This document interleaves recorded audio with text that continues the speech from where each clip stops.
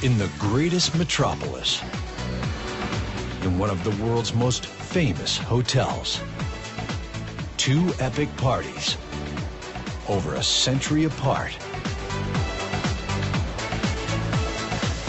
One will go down in history. The other carries on the tradition of the greatest parties New York has ever seen.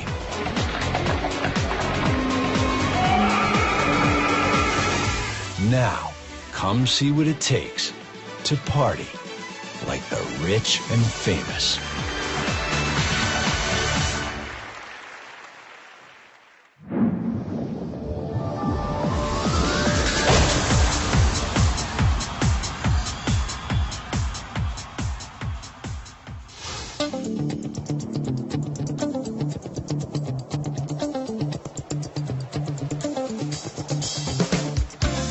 New York is America's biggest and most cosmopolitan city.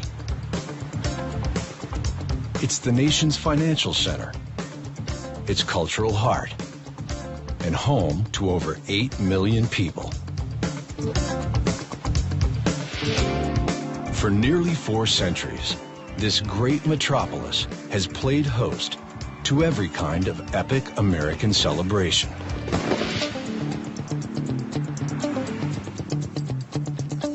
jesGORDON is one of the most sought-after event producers in New York. This is where I live. These are my people. She knows exactly what it takes to stage huge parties in the Big Apple. And it isn't easy.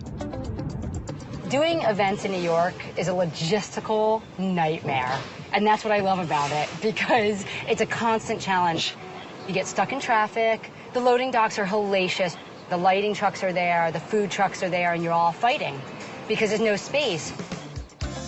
Over the last decade, Jess has designed and produced some of the biggest events in town, with clients spending millions of dollars on a single night. But in New York's party history, one record-breaking event stands out. Usually these types of parties, we start planning at least 8 months to a year in advance. So you're emailing back and forth with your client, your vendors, your delivery people, and that obviously did not happen in the 1800s. If I had to do the Bradley Martin event at the Waldorf Astoria in a major snowstorm, I would definitely not sleep the night before.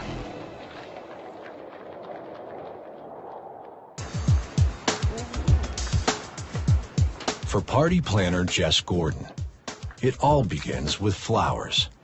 The reason I use a lot of flowers at most of my events is because it brings an intimacy and a warmness to your event.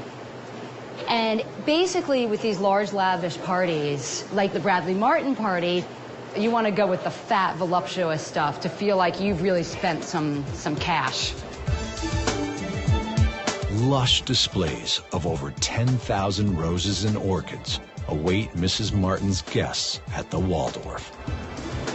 These cymbidium orchids, this was a popular flower back in the 1800s.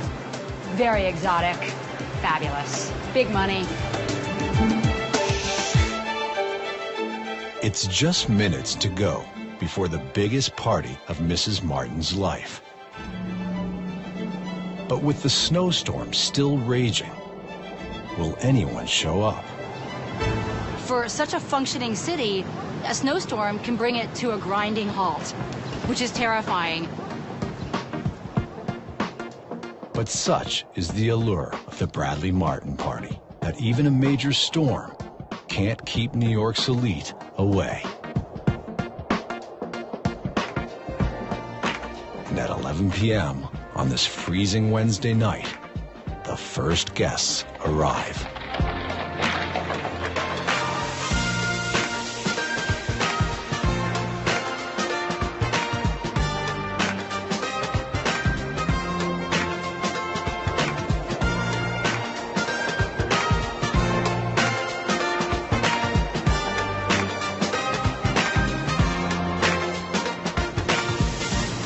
Bradley Martin event was almost like a Cinderella ball.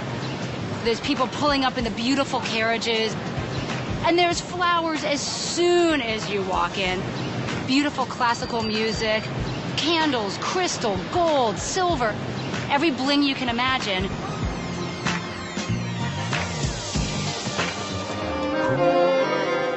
At the Waldorf Hotel, the clock strikes 1 a.m.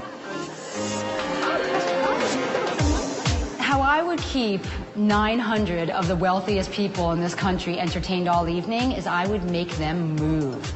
I would make them interact with the evening. The quadrilles have been danced, and now it's time for the banquet to begin.